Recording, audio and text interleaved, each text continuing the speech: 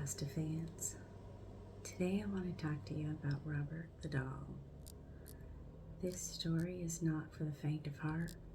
Robert the doll really does exist.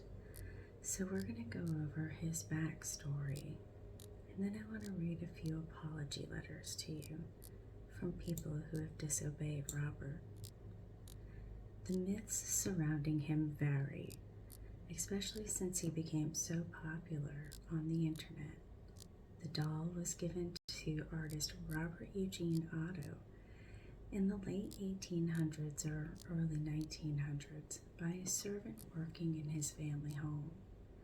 The doll, which he named after himself, then took on a life of its own and began to terrorize the family.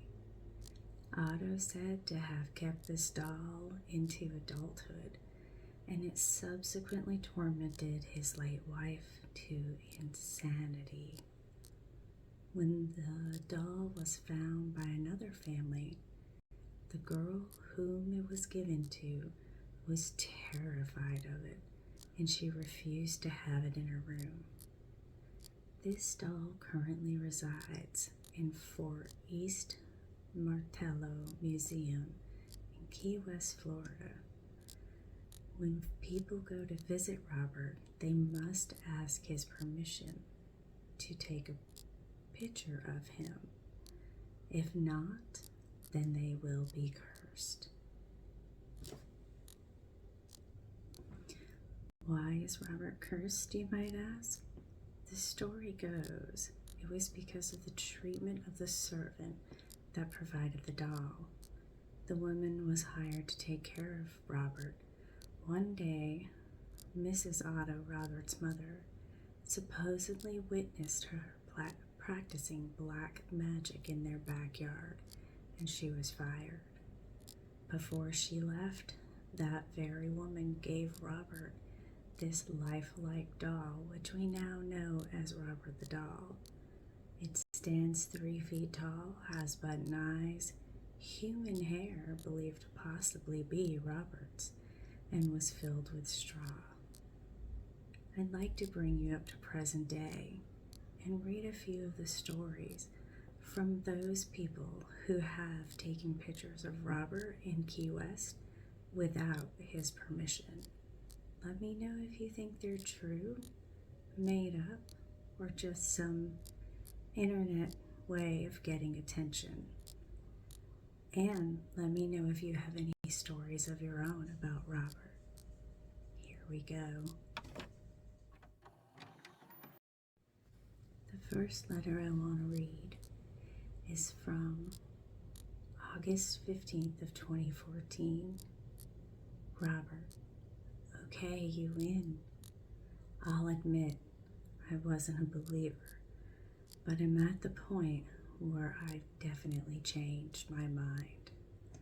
We were there to see you on our honeymoon, and in the beginning of July, everything was great.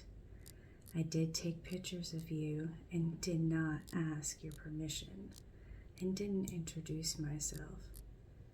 I've always believed in spirits and afterlife, but I wasn't convinced a doll could affect me if I didn't talk to it. However, you win.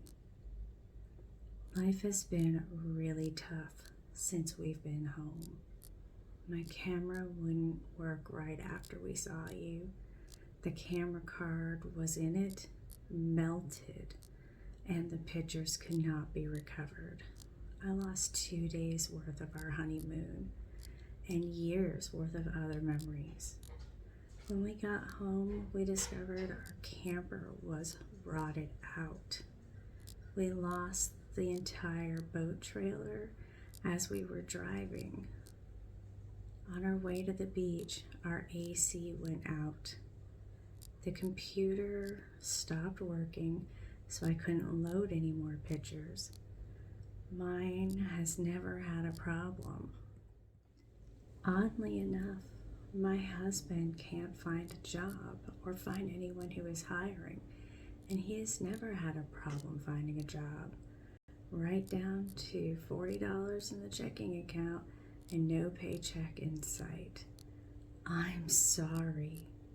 Truly, honestly sorry. I, among many others, haven't given you the respect you wanted and have paid for it.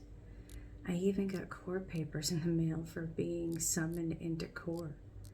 We'll be back in Key West one day and I will come back and see you, and the rules won't be ignored.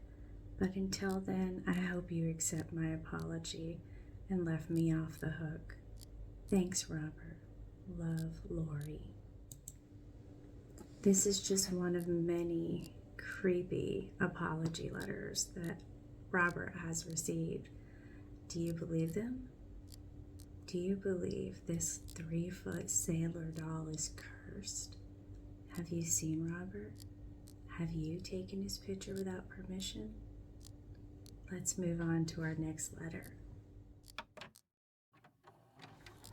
Dear Robert, I visited you a little over a month ago, and I never asked you if I could take your picture. And let me tell you, you've definitely made me regret that. The day after I returned home from Florida, a little less than a week after I visited you, I got my first speeding ticket, which ended up taking a month to get paid because they supposedly lost the ticket. And then I've been having problem after problem with my car.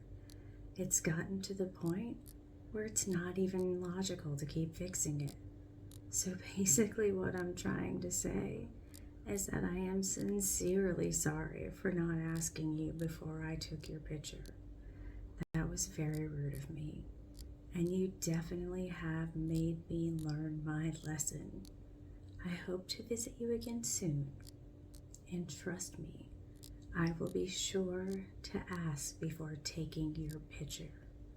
Sincerely, Anonymous. P.S. I am so sorry. That letter reached Robert October 3rd of 2010. Dear Robert, I went to Key West in July 2016. I didn't come to see you because my family didn't want me to take a picture of you and risk being cursed. I didn't really believe that there was a curse, but I do now, and I'm so sorry for any disrespect. I respect you and your powers. Please forgive me and lift the curse from my family.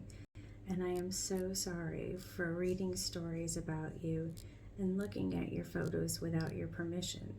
Please accept my sincerest apologies, and if you see fit to forgive and lift the bad luck, I would appreciate it, as would my family. Sincerely, Anonymous.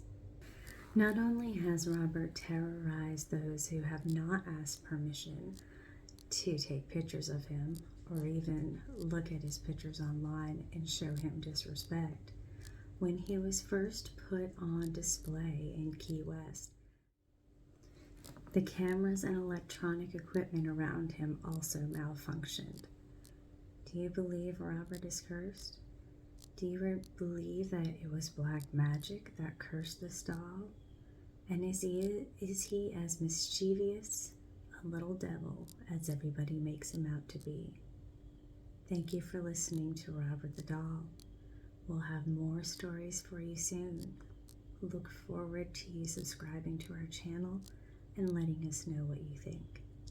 Have a spooky evening.